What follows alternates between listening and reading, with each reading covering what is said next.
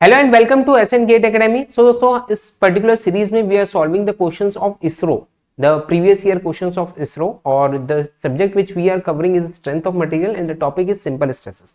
तो simple stresses के जितने भी क्वेश्चंस इसरो में आए हुए हैं इसके पहले, वो सारे क्वेश्चंस इस पर्टिकुलर सेशन में हम सॉल्व करेंगे। Now the very first question says a 5 mm diameter aluminum alloy test bar is subjected to the load of 500 Newton. Okay, the load is given as 500 Newton. If the diameter of this bar at this load is 4 mm, the diameter is 4 mm, then the true strain will be. Getting this? Okay. Now, true strain का formula हम जानते हैं क्या होता है. That is nothing but ln of 1 plus nominal strain. एक ये formula हमने देखा है, 1 plus nominal strain. ठीक है, nominal strain आप जानते हैं, change in length upon original length. True strain is ln of 1 plus nominal strain, right. एक और फॉर्मूला ट्रू स्ट्रेन का है, that is ln of a0 by af. what is a0? a0 is the original area of cross section and af is the final area of cross section after deformation. जितना cross section हो रहा है, that is final area of cross section. getting this? further इसको आप क्या ले सकते हो, a is pi by 4 d square, तो ये क्या हो जाएगा, d0 square by df square. yes, just put the values. so this true strain will be equal to d naught is given as how much, original diameter is given as 5 mm, so this will be ln of pi square divided by, after the load is subjected, the diameter remains 4 mm divided by 4 square, ln of 5 by 4 का whole square. getting this? ठीक है, और you can say this will be equal to ln of 5 by 4 square या फिर 2 times of ln of 5 by 4. getting this? ठीक है, so this will be equal to 0.446 or approximately equal to 0.45. okay, so the true strain will be equal to 0.45. answer should be D. I hope this is clear. yes, ठीक है, next question देखते हैं. okay, next question says the cross section of a compound bar 1 meter long is as shown in figure. if the temperature is raised by 80 degree centigrade, the temperature is raised by 80 degree centigrade, determine the stresses in each metal. okay, so we are having the steel rod which is sandwiched between two copper plates. okay, steel plate जो है that is sandwiched between two copper plates. E of steel is given, E of copper is given, area of steel is given, area of copper is given. now alpha here is not given. okay, तो alpha की कुछ standard values है, वो आपको याद रहनी चाहिए, हो सकता है कुछ questions में काम आ जाए.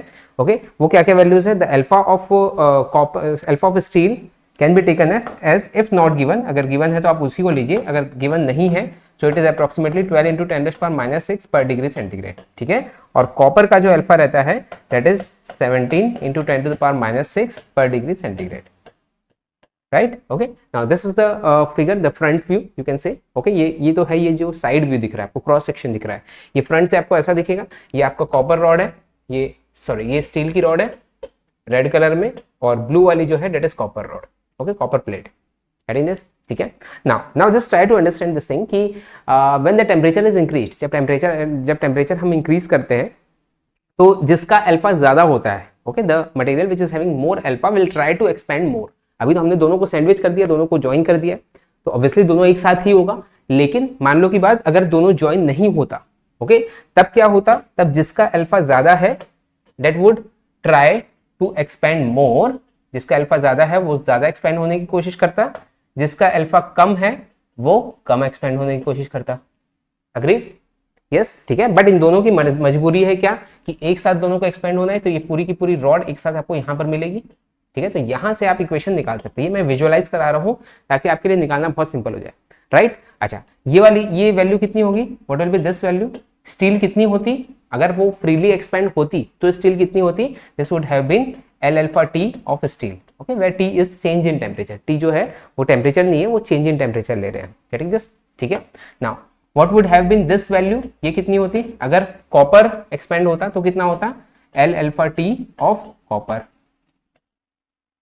yes, ठीक है, बट क्योंकि हमने दोनों को कंबाइन करके रखा है, यहाँ पर ये भी एक साथ होता है ये. getting this? okay, बट हमने क्या किया, दोनों को कंबाइन करके रखा है, तो दोनों कहाँ पर आ रहा है, इस पर्टिकुलर पॉइंट पे आ रहा है. getting this?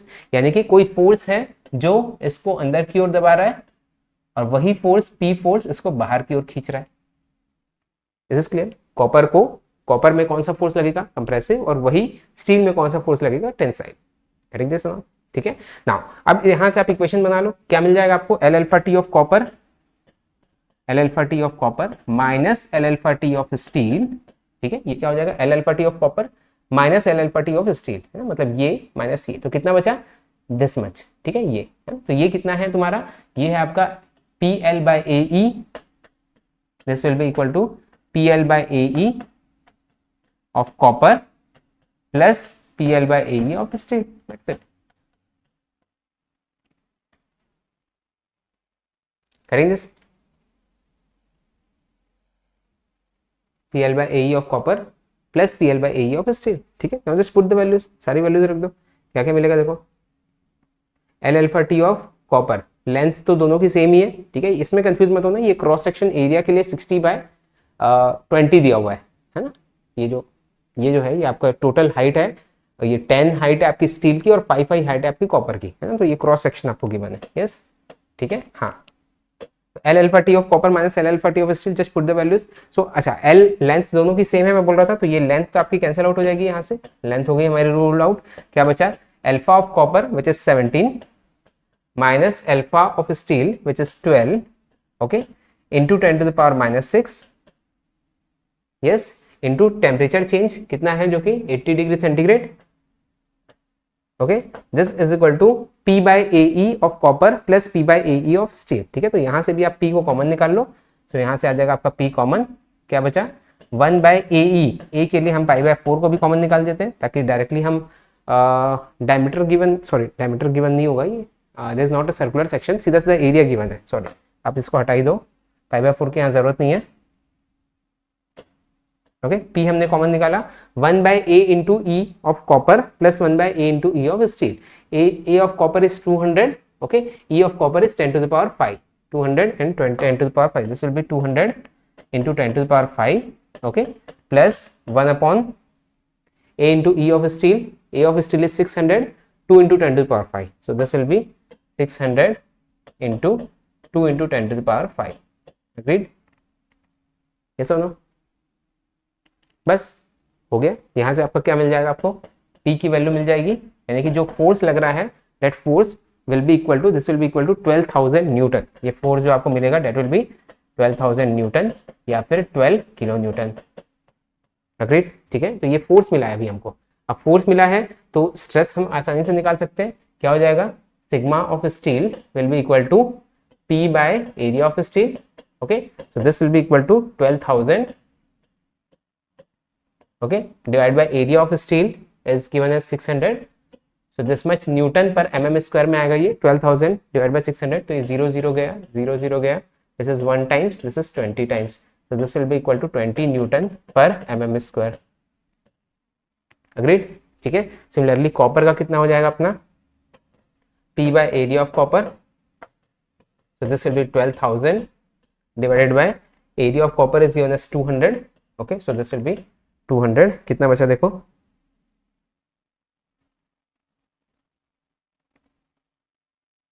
ओके, स्टील का एरिया 10 बाय 60 यानी कि 600 गिवन है ये, और एरिया ऑफ कॉपर ये जो है टोटल कॉपर का एरिया गिवन है आई थिंक 40 बाय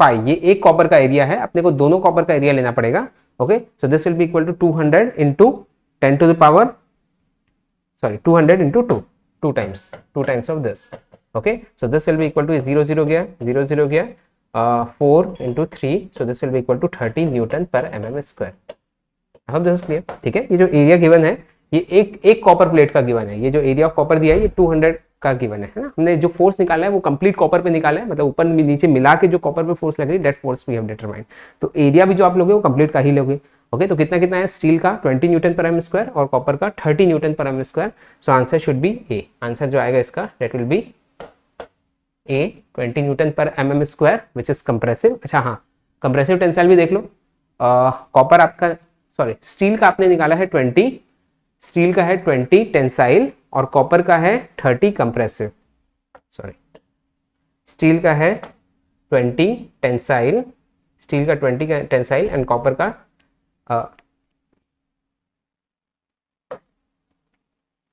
स्टील का 20 टेंसाइल एंड कॉपर का 30 compressive, 20 tensile and 30 compressive, answer should be B, clear or not, सही है नहीं है? ठीक है, आगे बढ़े, next question. Just read this question carefully. A rod of length L and area of cross section A has a modulus of elasticity E and coefficient of thermal expansion alpha. One end of the rod is fixed and other end is free. एक end fix है, एक end free है. One end is fixed, other end is free. क्या बोल रहा है? If the temperature is increased by delta T, then obviously what will be the stress developed? कितना होगा? Because one end is free, एक end free है. This is free to expand, freely expand होगा. No stress developed. Okay, so answer should be the stress developed in the rod, ये गलत हो गया, stress developed in the rod is 0 and strain developed in the rod is minus alpha t. Stress developed is 0 and strain developed is plus alpha t, है ना? plus alpha t minus alpha t क्यों बोल रहा है? क्योंकि ये साथ में expand भी हो रहा है. okay, कितना expand होगा? l alpha t अमाउंट से. okay, तो strain कितनी हो जाएगी? आपका डेल्टा एल कितना होता है? This is nothing but L alpha delta T या एल अल्फा टी. तो आपकी स्ट्रेन हो जाती है delta L by L which is equal to alpha into t. okay, तो स्ट्रेन क्योंकि लेंथ बढ़ रही है so this will be taken as positive. तो स्ट्रेस तो जीरो होगा बट स्ट्रेन जो होगी that will be equal to plus alpha into T. Answer should be C. Clear, आगे बढ़ो. क्या बोल रहा है next question? For an isotropic material the modulus of elasticity in tension and shear is E and G are related to Poisson's ratio S. Okay, तो क्या होगा? E is equal to, relation हम जानते हैं, E is equal to 2g into 1 plus mu. Okay, और E is equal to 3k into 1 minus 2 mu. Okay, but उसकी जरूरत ही नहीं है, हमको सिर्फ E और G का बोल रहा है. तो G will be equal to E upon 2 into 1 plus mu. G is equal to E upon 2 into 1 plus mu. Okay, answer should be B. G is equal to E by 2 into 1 plus mu. Answer is B. Clear, ठीक है, आगे बढ़ो. Next question.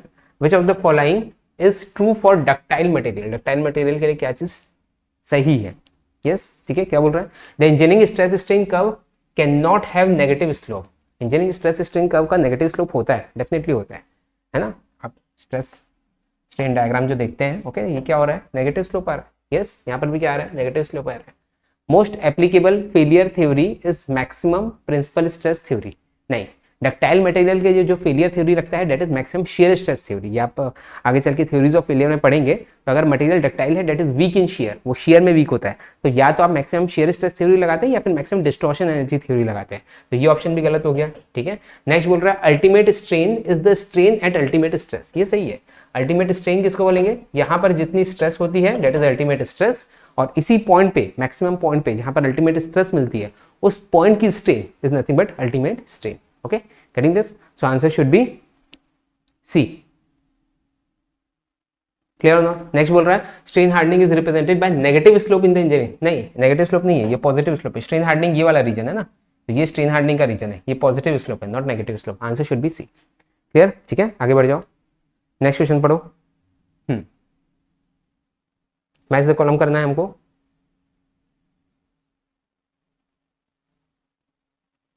Right, okay, बताते जाओ. What is resilience? Resilience किसको बोलते हैं? ये सारे डेफिनेशन हमने थ्योरेटिकल पार्ट में पढ़ी है. What is resilience? रेजिलियंस किसको बोलेंगे? The capacity of material to absorb energy elastically. Elastic point तक जितनी एनर्जी एब्जॉर्ब होती है that is called as resilience. ठीक है, फटीग क्या होता है? What is fatigue? जो रिपीटेड स्ट्रेस में, फटीग किसको बोलते हैं? जो चेंजिंग स्ट्रेस, रिपीटेड स्ट्रेस में, जो रिपीटेड लोड में जो स्ट्रेस लगती है दैट इज फटीग स्ट्रेस. ठीक है, तो क्या होगा? रिटर्न टू ओरिजिनल शेप ये नहीं होगा. Absorb certain amount of energy without failure, resistance to material, elastic deformation. The failure of material at load is less than the normal condition. ठीक है, मतलब बी का जो होगा दैट इज 5, है ना. फटीग में होता क्या है? इधर मैग्नीट्यूड चेंज होता है या फिर डायरेक्शन चेंज होता है या फिर both magnitude and direction change होता है फटीग में. तो फटीग के कारण होता क्या है कि आपकी जो फेलियर होती है वो नॉर्मल स्ट्रेस से कम में भी आपका जो मटेरियल है वो फील हो सकता है. ओके, सो बी का होगा 5. नेक्स्ट पढ़ो stiffness. Okay, what will be the stiffness? Stiffness का क्या होगा? Resistance of material to elastic deformation. Elastic deformation में कितना रेजिस्ट कर रहा है that is stiffness. Last is elasticity. तो आपका क्या बच गया? Ability of material to return to original shape when the load is removed. Okay, so आपका हो जाएगा रेजिलियंस का आया था आपका 4 था ना, 4 सॉरी नॉट 4, रेजिलियंस कौन सा था? 2 था, सॉरी 2541. 2541 देखो, 2541. Answer should B D, 2541. करेंगे दिस. ठीक है, सिंपल डेफिनेशन है. Okay, next question says two steel rails each of 12 meter length are laid with a gap of 1.5 mm at the ends at a temperature of 24 degree centigrade. The thermal stress produced at the temperature of 40 degree centigrade will be. ठीक है, क्या बोल रहा है? We are having two steel rails 12 metre length each. मतलब दो steel rails है और दोनों की लेंथ कितनी है? 12 मीटर की है एंड उसके बीच का जो गैप है that gap is actually how much? That is given as 1.5 mm. ये इतना गैप इसके बीच में गिवन है. ठीक है, at the ends at the temperature of, अच्छा initial temperature is given as 24 degree centigrade और फाइनल टेम्परेचर जो T2 है that is given as 40 degree centigrade. ठीक है, E is given as 2 × 10⁵ newton per mm square. Coefficient of thermal expansion is given as 12 × 10⁻⁶ per degree centigrade. ठीक है, what we have to determine is the thermal stress, the total thermal stress produced. Okay, now ये question थोड़ा सा इसमें controversy है. Controversy इसलिए है कि इसने दिया है दो स्टील रेल्स और दो स्टील रेल्स के बीच का गैप दिया है. Now when the temperature will rise, temperature जब बढ़ेगा तो टेम्परेचर बढ़ने पर क्या होगा, ये दोनों स्टील रेल्स आपस में एक्सपेंड करेंगे, ये भी एक्सपेंड करेगा और ये भी एक्सपेंड करेगा. ओके, सो टेक्निकली अगर सही मायने में देखा जाए तो एक स्टील रेल का जो गैप मिलेगा दैट शुड बी इसका हाफ, 1.5 mm का half which is 0.75 mm. Okay, तो एक्चुअल में जो गैप होना चाहिए वन स्टील रेल के लिए that should be, that the allowable gap should be 0.75 mm. Okay, वो एक्चुअल आंसर आएगा, बट उसका आंसर आपको दिया नहीं, बट मैं आपको एक्चुअल सॉल्यूशन ही दिखाऊंगा और मैं बताऊंगा फिर आप एक एजम्पशन के साथ आंसर अगर लाना है, अगर आंसर ही लाना है, ऑप्शन को मैच करना है तो आप ला सकते हैं. ठीक है, नाउ अगर हम सही तरीके से सॉल्व करें तो क्या होगा ये बताओ. So this will be equal to, एक तो आपका दैट इक्वेशन क्या बनेगा, L alpha T plus P into L by A into E. Okay, ये जो टोटल स्ट्रेस है that will be equal to 0.75 है ना. मतलब क्या किया हमने, एक तो आपकी थर्मल स्ट्रेस ली, L alpha T is what thermal stress and PL by AE is what normal stress. Okay, तो ये क्या होगा, thermal stress plus normal stress दोनों मिला के कितनी है, 0.75. Okay, so when I solve this, इसको जब मैं सॉल्व करूंगा, just put the values. Length एक कोई भी एक स्टील रेल की length is given as 12. Okay, and alpha is given as 12 × 10⁻⁶, 12 × 10⁻⁶. okay, and temperature, the change in temperature is T is T2 minus T1 which is equal to 16 degree centigrade. ठीक है, so into 16. okay, now plus PL by AE. now this P by A can be written as stress, okay, into length is again 12 divided by E is given as 2 × 10⁵ Newton per mm square. Clear or not?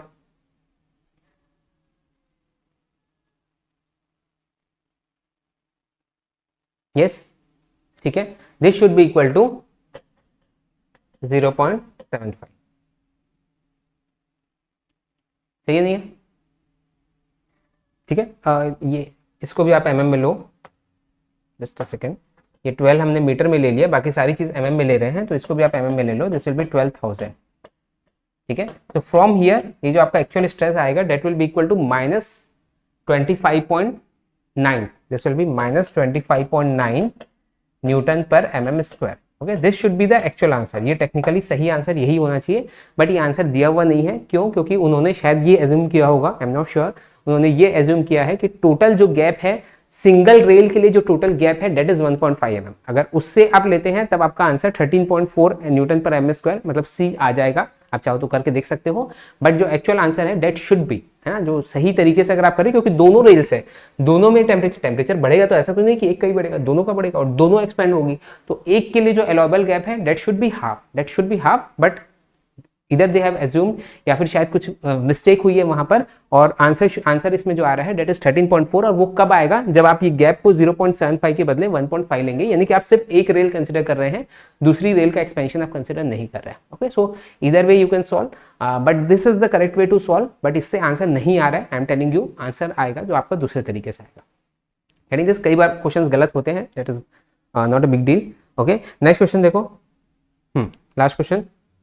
A bar of bronze and a bar of steel are placed between two immovable supports A and B as shown in figure. The physical constants are L is length of bar, A दे दिया है cross sectional area, alpha is thermal coefficient of thermal expansion and E is Young's modulus.